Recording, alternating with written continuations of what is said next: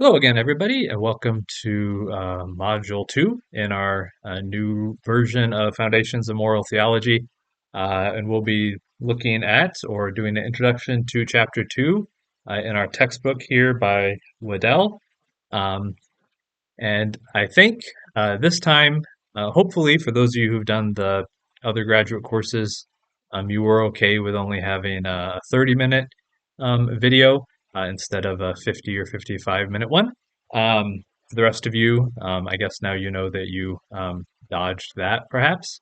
Um, and I didn't really actually intend for the whole 30 minutes last time. Probably this time will be a little bit shorter yet, but every time I think that, I end up talking longer than I anticipated. So I guess we'll see. And again, I do apologize a bit for not having quite as uh, carefully polished of a video module for you each time. But I really am finding it interesting and engaging to kind of work my way through this textbook. And I am looking forward to talking about that with you as you go through the same thing.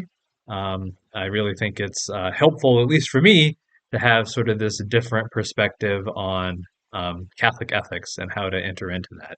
So I'm finding it pretty interesting going so far. And a lot of what happens in chapter 2, as you may already know if you already read it, or you'll find out very soon, kind of just continues on, builds on some of the things from chapter 1 that we or that I talked about in the last video, right? And that Waddell is really um, focusing here in this chapter, emphasizing sort of the narrative aspect of Catholic morality and just a Catholic worldview in general, right? And that narrative approach is over and against or complementary to, if you will, depending on, I guess, how you want to put that, a more sort of philosophical, abstract approach, right? Which we talked about a little bit last time. And this chapter again kind of continues that theme and talks about how central narrative is to an understanding of who we are as persons, how central narrative is obviously to scripture, to salvation history.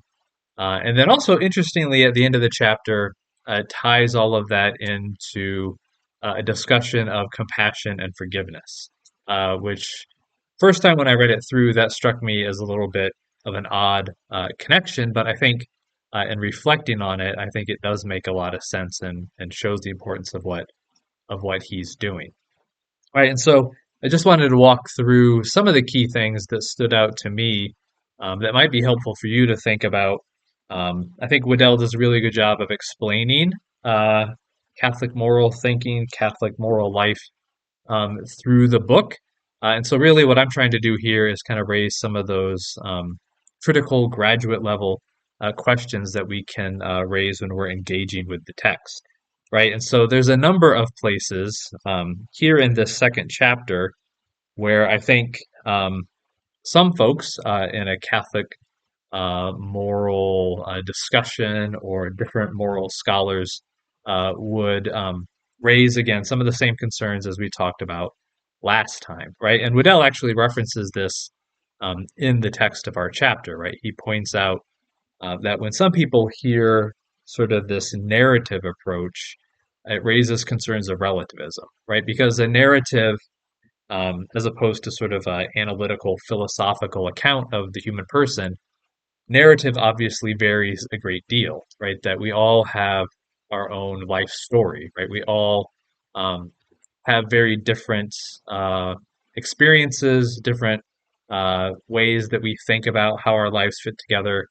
So there's just a lot more ambiguity, a lot more variation than you would find in, say, a traditional Aristotelian account of the human person, or in a traditional Thomistic or from the Summa of Aquinas, right? His account of the human person is going to be much more categorical, systematic, and sort of abstract, at least as it's often represented, than sort of this narrative approach, right? And obviously, again, as he notes, the danger there is that people might use that fuzziness, if you will, that ambiguity as a way of sort of sneaking in uh, justification for actions that would be immoral according to a more systematic approach to Catholic theology or Catholic morality, right? So if there is that danger, then why take this route, right? And I think that's one of the big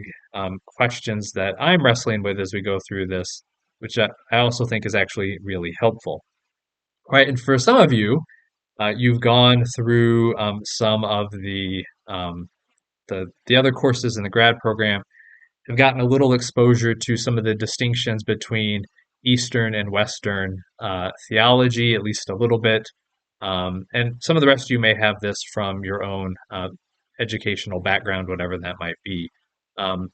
But once you do a little formation in kind of Christian and Catholic theology and the history, one of the things that really stands out are there these two great branches to Christian tradition, right? So there's the Eastern and the Western, right?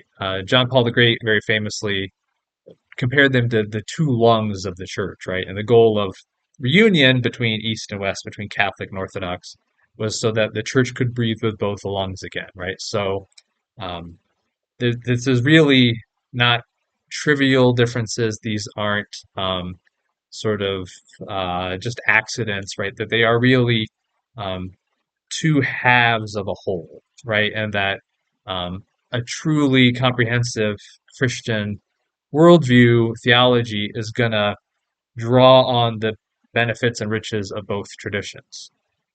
And you certainly see this in things like Trinitarian theology, right? So, without redoing a whole course in that here, um, Latin and Greek, West and East accounts of the Trinity um, have very different sort of flavors to them, if you will. They have very different styles and approaches, different emphases.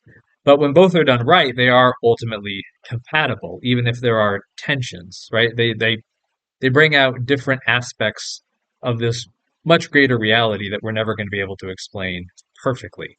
And that's why I think there's a great deal of benefit for Roman Catholics to study Eastern Orthodox thinking and Eastern Orthodox figures, right? Because um, it brings out a different way, a different approach, a different understanding to things that we just don't have the same emphasis on in our tradition.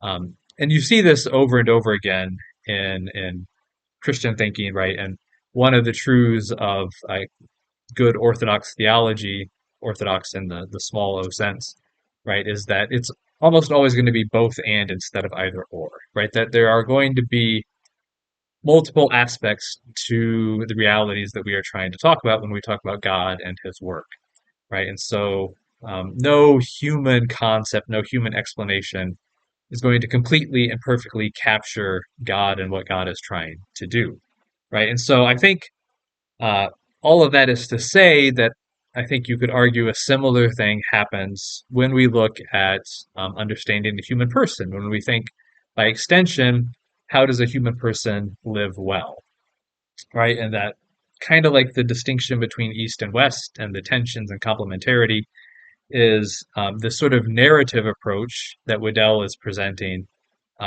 has tensions with, but I think is complementary to a more systematic philosophical approach like you would find, say, in Thomas Aquinas, right? And that neither is going to perfectly capture everything, perfectly suit every task. And they both benefit from engagement with the other, right? So I would be apprehensive of only taking a narrative approach. But I think one could also rightly say only taking the systematic approach is going to miss something as well, right? So that's kind of what I'm proposing for us to think about, sort of on a large scale, both in this chapter and as we go through the rest of the book. Um, that's something I really want us to wrestle with and think about, right? And then just in terms of, okay, again, Dr. Papsdorf, that still seems maybe kind of wishy-washy, right? And I did go to schools on the East Coast, so obviously, there's got to be some suspicion there of the liberalism seeping into my veins. It may have happened. I don't know. But of course, I guess I'm kind of joking, but that actually does tie in with sort of what Waddell is talking about in this chapter, right? Is that all of us have our perspectives shaped by the story of our lives, right? The families we're born into, the communities we're born into, the history and region that we live in, right? All of these things shape us in ways that we can't ever fully comprehend, right? There's no way to sort of step outside of your own perspective, if you will, and gain a truly like godlike overview of the reality, right? We are always embedded in this reality that we are trying to understand, right? And we only have the perspective that we have. There's no way to kind of abstract ourselves from that. Um, which is one of the points he's making in the book. Right. And I think what's also interesting to reflect, and I already brought up the example of the Trinity, is that in other areas of theology, we are much more comfortable with this, right? So, very Orthodox people, for example, will talk about, um, when we think about the Trinity, right? What makes the persons of the Trinity distinct persons? What gives them their identity as persons? Right? And it is relationships, right? It is the relationships with one another that define each of the divine persons, right? There's no other philosophical category that makes the Son or the Father.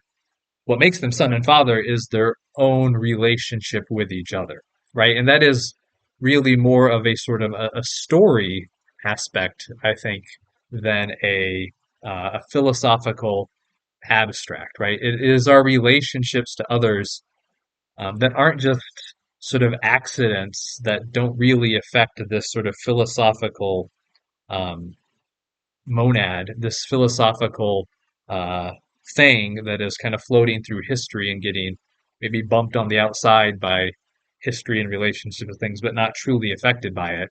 Um, but in fact, our relationships, our context, our story, if you will, really does shape us in an essential way.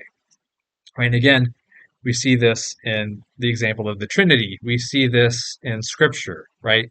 I mean, the Old Testament, um, God's entire revelation to His people up to the time of Christ, is in the form of a narrative, right? It's not. It is very different than other ancient religions, right?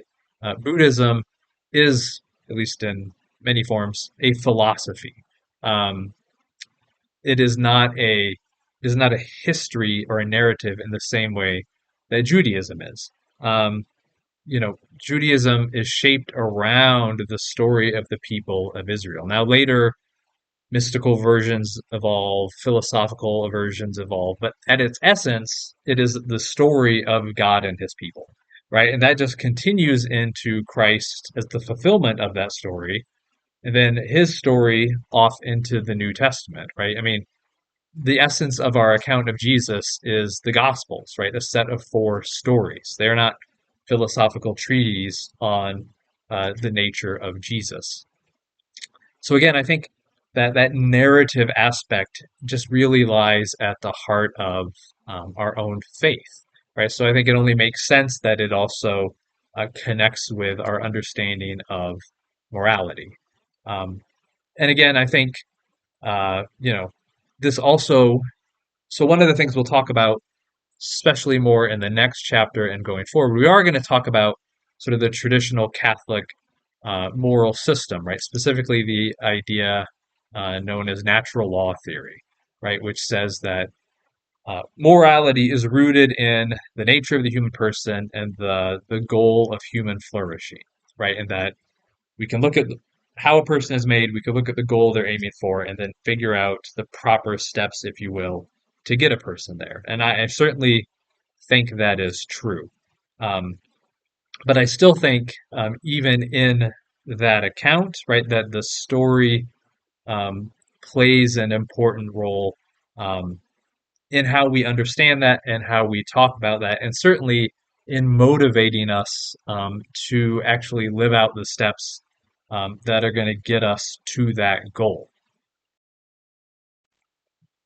So, sorry, I had to pause there for a moment. So, if I suddenly jumped, that's why. But right, so in terms of again, thinking about what do we make of this narrative approach, I do think it's also worth, when we're thinking about that goal that we're aiming towards. What is the ultimate goal of life, of a Catholic life, right? It is ultimately union with God. It is about a relationship, um, right? And when we think about relationships, right?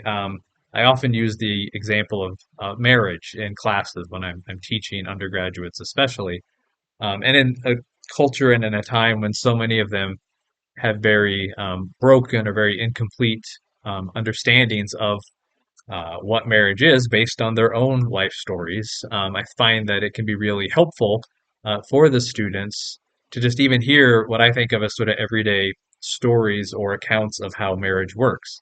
Um, and when you think about a marital relationship, right, when you have the coming together of these two people, how does it start, right? How does it start, and how do we talk about it um, after it starts and when we're thinking about reflecting on and sharing our experience, right? And I think it's striking, right, that it is through stories, right? I mean, I think the vast majority of people, when they meet that certain someone, when they start getting kind of serious, um, again, in my limited experience, but pretty universally, right? When you talk to people, what was that like? Well, we would spend hours and hours talking, right? That you spend um, all this time talking to one another. And what are you mostly doing in that time?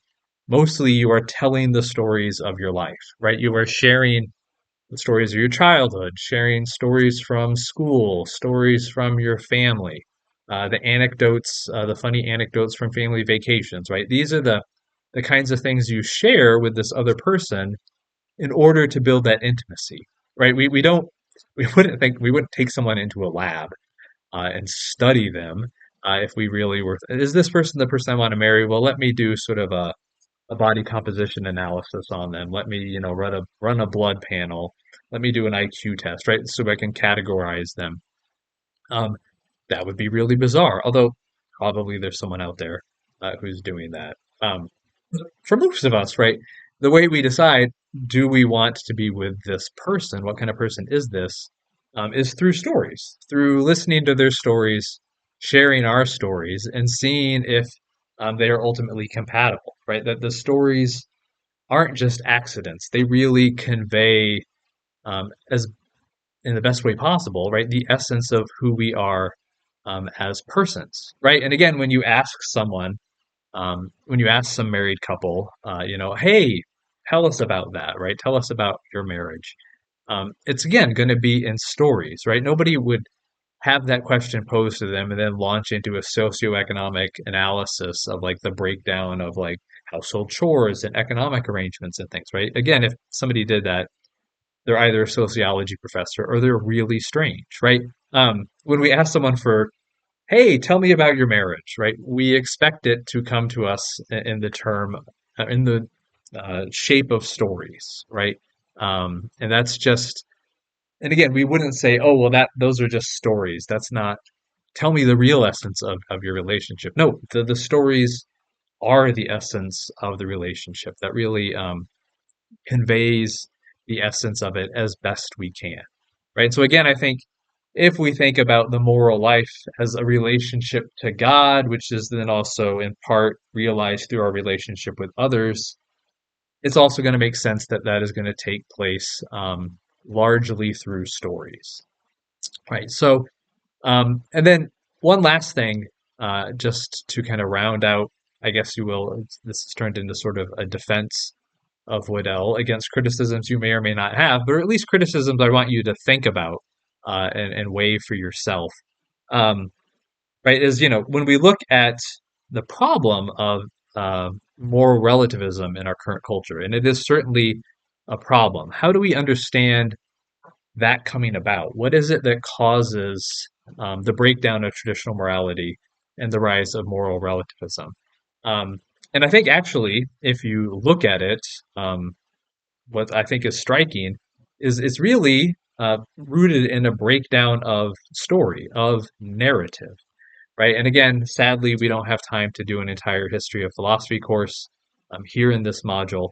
Um, but really, what happens after the Reformation, as we move into the Enlightenment, and what we would think of as modern philosophy, really starting with Descartes and Kant and Hume and people like that, um, is that acceptance of the traditional story ceases, right? It's broken, right? So people no longer accept the story of medieval Christendom, which accepts the narrative of scripture, the narrative of church history up to that time, and this working understanding of how society fits into that grand narrative for a whole host of complicated reasons. Many people reject that story, right? And they say, we no longer believe that story is true. And then what happens in sort of modern philosophical ethics and morality is the realization of once that story is gone, now how do we decide what is right and wrong, right? And that's really what modern philosophers and moral thinkers are trying to do, is fill in that gap, right? So figures like Kant or figures like Nietzsche are going to have different ways of trying to justify moral standards once that story is gone, right? And so the problem is, which is discussed by many people. So one of the most important ones I have right here. Um, so some of you may have heard of the book After Virtue by Alistair MacIntyre, who just died very recently. But it's one of those kind of great big books of religious, philosophical, and ethical thinking of the past century. And he really breaks down sort of how all of this plays out, right? And essentially argues that modern ethical systems are ultimately always going to fail, right? That the problem is by rejecting the narrative of Christianity, they don't have any objective goal to aim for in life or in moral principles. And right, so they're essentially trying to create rules, but they have no destination to get to. There's no objective standard that they're aiming for. So it is ultimately going to fail. And the only reason we have any real morality on any level is it's sort of a residue, if you will, of the earlier moral systems of the ancient world, the Greco-Roman world, and then more centrally the Christian world. And that kind of as those echoes die away, we're going to be more and more hosed, if you will, to use sort of technical philosophical terms. Right. And so he argues that we need to go back to sort of an Aristotelian, Thomistic, Christian concept of morality. Um, Whether that is doable or whether we have to pair that with sort of the compelling narrative, I think would be an interesting question. But I do think he does a nice job of showing how the classical kind of aristocracy morality and Christian traditional morality um, both lose sort of their narrative power, if you will, over many people. And that's what launches us into um, the moral problems we have today. So, in many ways, I think McIntyre is certainly right on many of his critiques of modern moral debate. And so I think it's interesting in connection with this book that we're reading and sort of wrestling with the issues it raises. It's actually the loss of narrative that causes many of the problems, right? And as we go into the class, we're going to talk in the next couple of modules and on our weekend about other ethical systems, right? The most important other ethical system is utilitarianism, right? And one of the interesting things we'll see and talk about is that when you take a utilitarian view and also a Catholic ethical view and you put them side by side, they're actually going to agree on many things.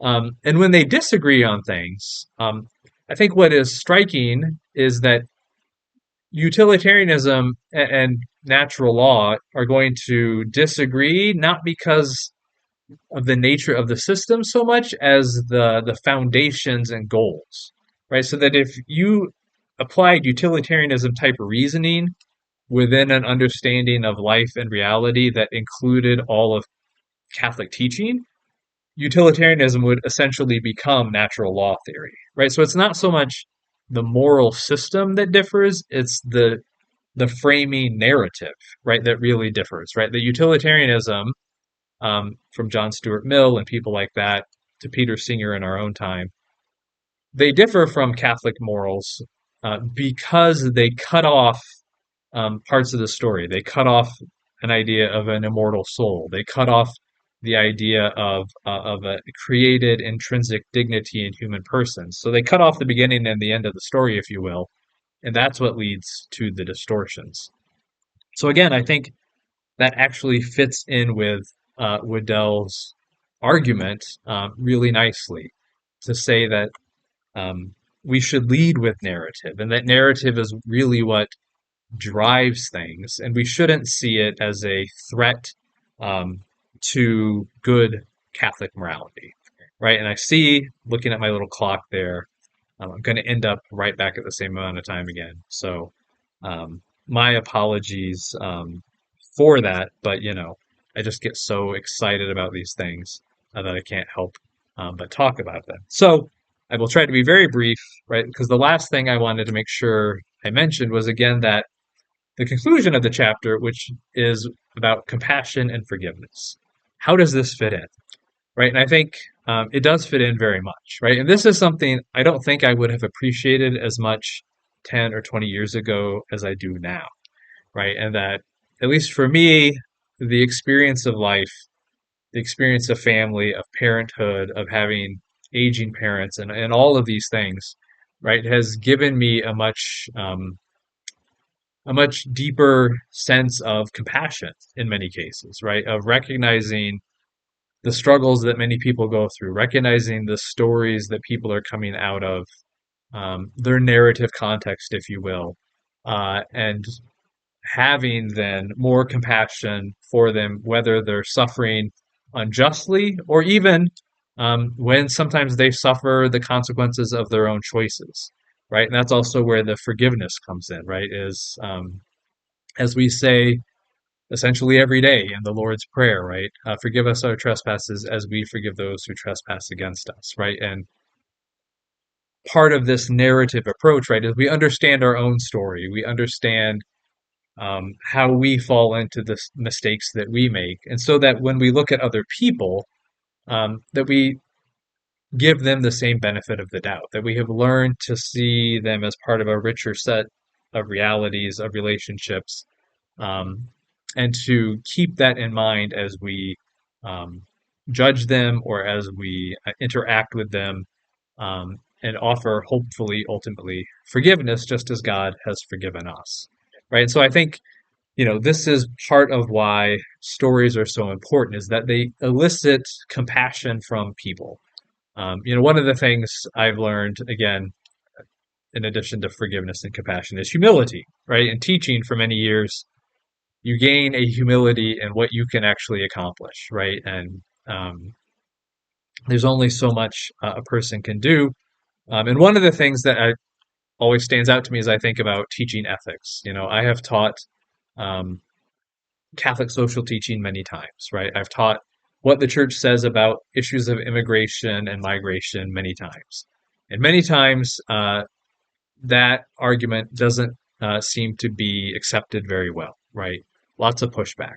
And one of the things that was striking a few years ago in doing a course is instead of doing sort of the standard lecture, I had people watch a documentary film about a collection of families in various immigration circumstances and just following these people through the stories of their lives. And it was striking that I heard from multiple students that that documentary had a much greater impact than any other lecture or lesson or book or article they had encountered about those issues of immigration, right? And I think partly it's a humility about my own teaching, but partly it's also recognizing the human attraction to narrative and to story, right? And that when we hear another person's story, there's this compassion that we feel, that we suffer with them in their circumstance when we hear that story, right? And so that film had a power that an abstract lecture about human dignity and Catholic social teaching just couldn't have, right? And I think this is another reason why this is so important to emphasize in looking at Catholic morality, right? Because even if we get all the rules right, even if we work out the Thomistic system to perfection, the end goal is to help people, to bring people into a right relationship with God and with others. And that's not going to work if we don't actually motivate them, right? So we have to that narrative is going to be essential in motivating people to accept and then try to live out the moral principles. And so there's certainly a place for the natural law, for the principles, and we're going to go over those starting more especially next chapter. But again, I think it's crucial to start with um, this sort of lived reality of our faith, of the story of Scripture, of the story of Christian tradition, um, and to recognize what really has an impact on people when we try to share Catholic morality, even with them today. So I'm going to leave that there for now and not go much over what I did last time. We all have the best of intentions. Um, and again, I will ask you for your feedback on this and from some of the discussion questions that our book provides. And I look forward to hearing your thoughts.